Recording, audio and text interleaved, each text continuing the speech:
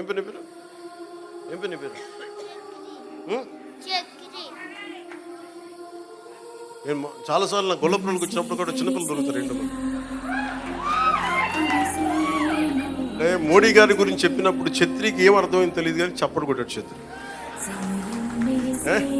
నాకు నిజంగా అనిపిస్తాయి ఈ బిడ్డల భవిష్యత్తు కోసం కాకపోతే ఏం చేస్తాం. ఇప్పుడు నేను రక్షిత మంచి నీరు వీళ్ళకి ఇవ్వగలిగేది ఏముంది?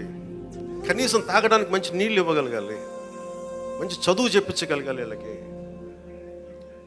ఏం చేయగలం? వీళ్ళకి కనీసం వాళ్ళకి వాళ్ళ అవసరాలకు కానీ, వాళ్ళు చదువుకోవడానికి కానీ, హాస్పిటల్స్ కానీ, వైద్యం ఏదైనా ఇబ్బంది వస్తే హాస్పిటల్స్ కానీ, చదువుకోవడానికి బడి కానీ.